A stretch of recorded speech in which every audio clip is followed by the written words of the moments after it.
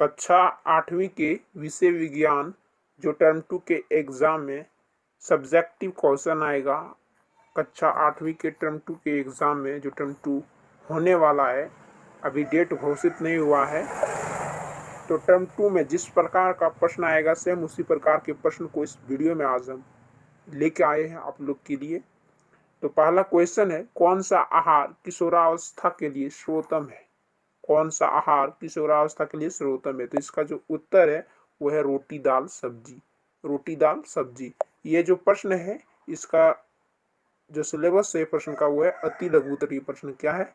अति लघु उत्तरीय प्रश्न। अगला क्वेश्चन, क्वेश्चन नंबर 2, स्त्रियों में होने वाले मासिक स्राव की सामान्य अवधि क्या है? तो इसका जो आंसर है वो 28 से 30 दिन। ठीक ना, 28 से 30 दिन। अगला क्वेश्चन, वस्तुओं को दृश्य कौन बनाता है? तो वस्तुओं को दृश्य कौन बनाता है? तो प्रकाश बनाता है। अब चलते हैं अगला क्वेश्चन की ओर। अगला क्वेश्चन, क्वेश्चन नंबर 4, सामान्य नेत्र के लिए स्पष्ट देखने की न्यूनतम दूरी क्या होती है? तो न्यूनतम दूरी जो होती है वो कितनी होती है? 25 सेंटीमीटर।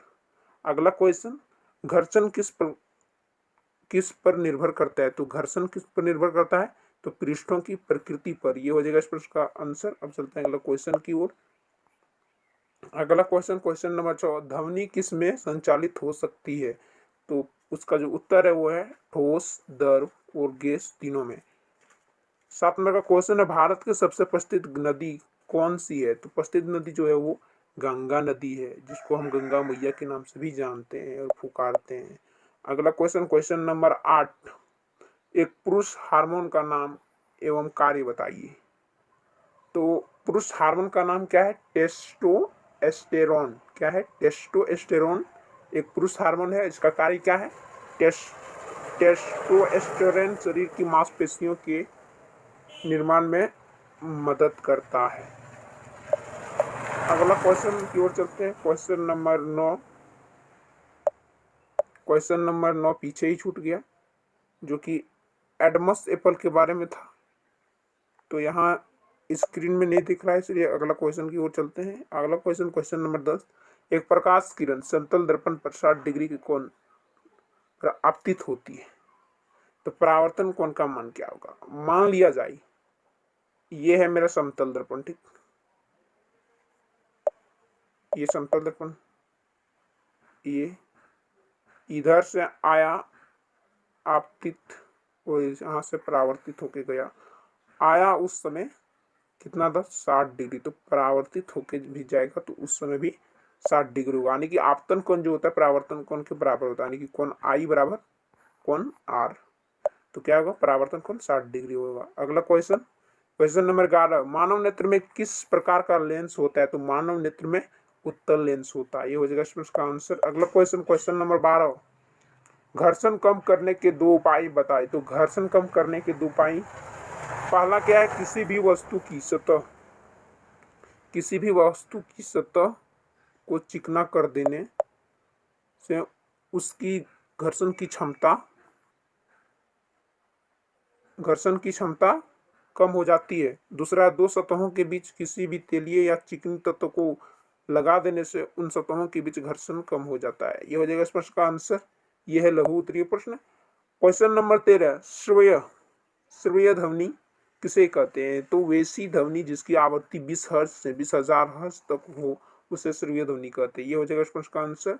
अब चलते हैं अगला क्वेश्चन की ओर। अगला क्वेश्चन, क्वेश्चन नंबर 14, CNG का पूरा नाम क्या है? तो CNG का जो पूरा नाम है वो है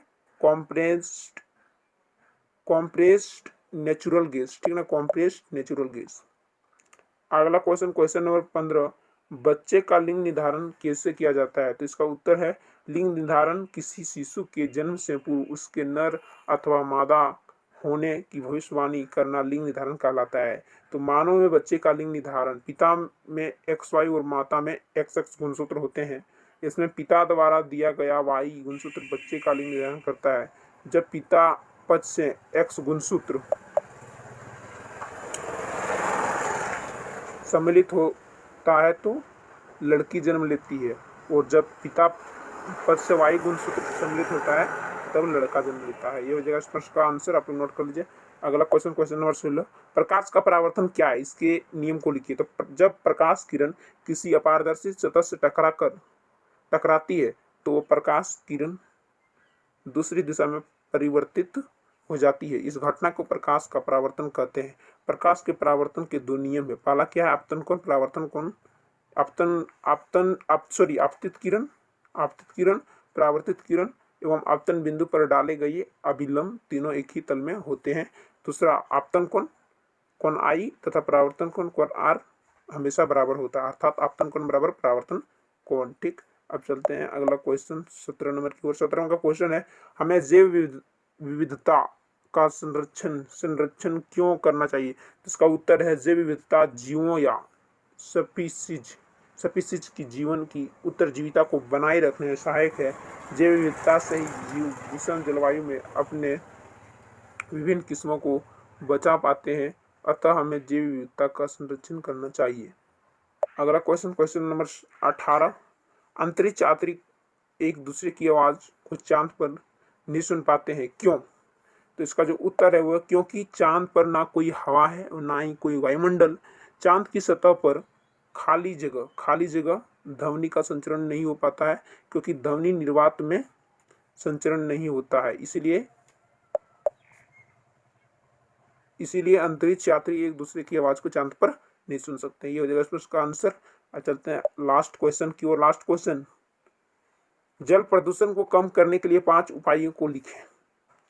तो पहला उपाय है, उद्योग से निकलने वाले कूड़े कचरे को जल में नहीं बहाना। दूसरा है, प्रत्येक घरों में सेप्टिक टैंक होना चाहिए।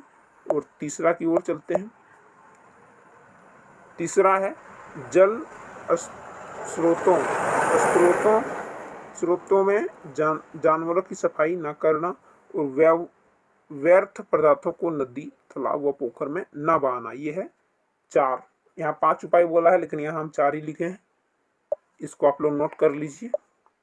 अगर आपने अभी तक मेरे YouTube चैनल को सब्सक्राइब नहीं किया है तो प्लीज़ चैनल को सब्सक्राइब कर लें, ताकि कक्षा 6 से लेकर, ठीक ना, क्लास 6 टू क्लास 10th की जितने भी वेरी इंपॉर्टेंट क्वेश्चन है और चैप्टर वाइज हल देखने को, चाहे मैथ हो, चाहे साइंस हो, चाहे हिंदी हो, चाहे इंग्लिश हो, सारी चीज़ देखने को मिलेगी आपको इस चैनल में।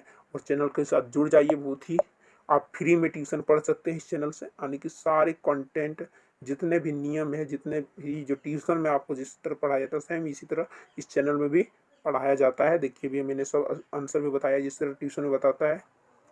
और आपके आस पड़ोस में अगर कक्षा 9वीं का छात्रा है, कक्षा 9वीं का अगर स्टूडेंट है, तो वो सबको बोल दीजिएगा, सूचना दे दीजिएगा कि उस सबका मॉडल सेट जो है वो आ गया है और मैंने अपने चैनल में अपलोड कर रखा है, वीडियो जाके देखे। मिलेंगे आपके साथ अगली वीडियो में, तब तक के लिए जय हिंद, जय भारत, वंदे मातरम।